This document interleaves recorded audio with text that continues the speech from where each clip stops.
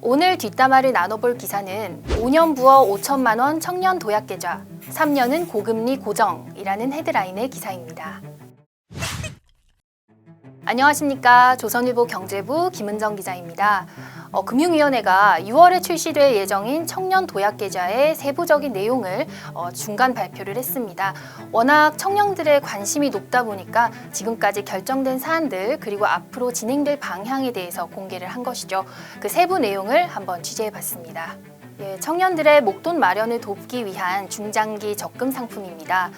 만 19세에서 34세 사이의 청년이 월 최대 70만 원까지 자유롭게 5년 동안 납입을 하면 만기 때에는 최대 5천만 원의 목돈을 손에 쥘 수 있도록 하는 정책 상품이죠. 여러분들 아마 많이들 기억하실 겁니다. 작년 2월에 정말 가입 대란을 일으켰던 청년 희망적금. 그때 당시에 나이 기준이 안 돼서 또는 소득이 조금 높아서 가입을 못해 아쉬워했던 청년들이 많았는데요. 이런 점들을 의식해서 이제 소득 기준을 조금 더 높이고 하는 그런 보완을 해서 나오는 것이 청년 도약계좌입니다. 윤석열 정부의 국정과제 91번이기도 하고요. 네, 청년 희망적금 같은 경우는 만기가 2년으로 좀 짧습니다. 청년 도약계좌는 5년으로 조금 더 길고요. 납입액도 좀 차이가 있습니다. 청년 희망적금은 월 최대 50만 원인 반면에 청년 도약계좌는 월 최대 70만 원까지로 좀 상한을 더 높였습니다. 그리고 당시 청년 희망적금 금수저들도 가입이 가능해서 역차별 논란이 일었었죠. 이 부분을 방지하기 위해서 청년 도약계좌는 이 청년의 가구 소득도 봅니다. 부모의 소득이 너무 높으면 가입할 수 없는 거죠. 일단 소득이 아예 없으면 가입이 불가능합니다. 국세청상에 조회가 되는 소득이 있어야 하고요. 그 기준은 연 총소득이 7,500만 원 이하여야 합니다. 그리고 금수저 논란을 막기 위해서 가구 소득도 봅니다. 가족의 소득이죠. 가구 소득이 중위 180% 이하여야 합니다. 하지만 이 기준은 가입 당시에만 보고 가족 자산은 그 이후에는 보지는 않습니다. 그리고 연령은 만 19세에서 34세인데요. 이 중에 남성들 병역 이행 기간은 최대 6년까지 나이 계산 때 빼줍니다. 그리고 소득에 있어서 이자와 배당 소득을 합쳐서 연 2천만 원이 초과해서 금융소득 종합과세 대상이었던 분은 여기에 가입할 수가 없습니다. 그래서 금융위는 이 기준에 맞는 대상자 500만 명 중에 한 적어도 300만 명 정도가 가입을 할 것으로 예상을 하고 있습니다. 가입 시점이 정해져 있는 것은 아니고요. 연말까지, 올해 말까지 매달 가입을 할 수 있습니다. 예를 들면 매월 1일부터 15일까지 가입을 받는다든지 이런 식으로 매월 신청이 열리기 때문에 그렇게 초반에 꼭 들어가야 하고 몰리고 이런 일은 별로 없을 거라고 예상이 되고 있습니다. 그리고 이 청년 도약계좌의 좋은 점이 나중에 만기 때 이자에 이자 소득세가 붙지 않는다는 점입니다. 바로 비과세고요.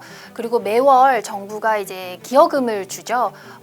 소득에 따라서 소득이 낮으면 정부가 매월 매칭해주는 기여금이 더 높아지는 그런 구조인데 이 부분 같은 경우는 연소득이 6천만 원이 넘으면 이 지원금은 받을 수가 없습니다. 그 이하인 청년들만 매월 정부 지원금을 받을 수 있게 되는 거죠.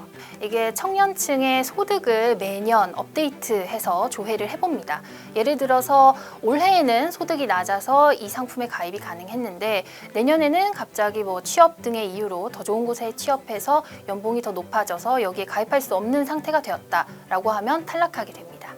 하지만 이때에도 가구의 소득은 매년 이렇게 주기적으로 검사하지는 않습니다. 개인의 소득만 주기적으로 체크하는 것이죠. 일단 청년 희망적금과의 동시 가입은 안 된다는 점 아실 겁니다. 내년 2월부터 아마 순차적으로 만기가 돌아올 텐데 그 이후에 가입할지 말지를 결정할 수가 있게 되죠. 일단은 금리가 매력적일 것이기 때문에 가입하는 게 유리할 것으로 보입니다. 아직 정확한 금리 수준은 결정되지 않았지만 시중은행 적금 상품보다는 다소 높을 것이라는 예상이 나오고요. 5, 6% 이런 얘기도 나오고 있습니다. 그러니까 자격이 된다면 일단 가입하는 게 좋을 것 같고요. 그리고 또 하나 좋은 점은 이게 만약에 청년 도약계좌를 5년 동안 만기를 꽉 채웠을 경우에 그 이후에 인센티브가 따라붙습니다. 금융위가 밝힌 내용에 따르면 만기를 채운 청년들에게는 신용 점수를 더 높여준다든지 아니면 그 이후에 다른 청년 정책 상품에 가입할 때 우대금리를 더 준다든지 이렇게 여러 가지 인센티브가 제공될 예정이기 때문에 만약에 자격 조건이 된다면 긍정적으로 검토해 볼 필요가 있어 보입니다. 청년들 입장에서 매월 뭐 몇십만 원의 적금을 꼬박꼬박 납입하는 게 쉽지는 않을 겁니다. 그렇다 보니까 작년에 나온 청년 희망 적금의 경우에 6개월 만에 30만 명이 넘는 수가 중도 해지해서 논란이 일었었죠. 그만큼 만기를 꽉 채우는 게 어렵다는 것일 겁니다. 이런 점을 청년 도약 계좌에서는 좀 보완하고자 여러 가지 방안들을 지금 마련하고 있습니다. 예컨대 예적금 담보대출이라고 하죠. 청년 도약 계좌에 쌓인 돈을 담보로 해서 긴급 대출을 할 수 있도록 해준다거나 또는 불가피한 사정으로 중도에 해지할 때에는 이자를 그래도 많이 손실 보지 않게끔 지원해주는 방안도 지금 논의가 되고 있다고 합니다.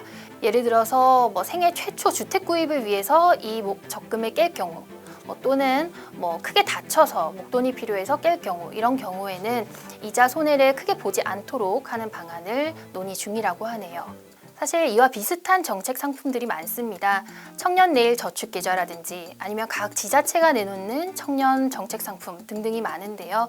청년 도약 계좌가 이런 것들과의 연계성을 높여서 자산 형성이 시급한 청년들에게 보탬이 되기를 바랍니다. 지금까지 조선일보 경제부 김은정 기자였습니다.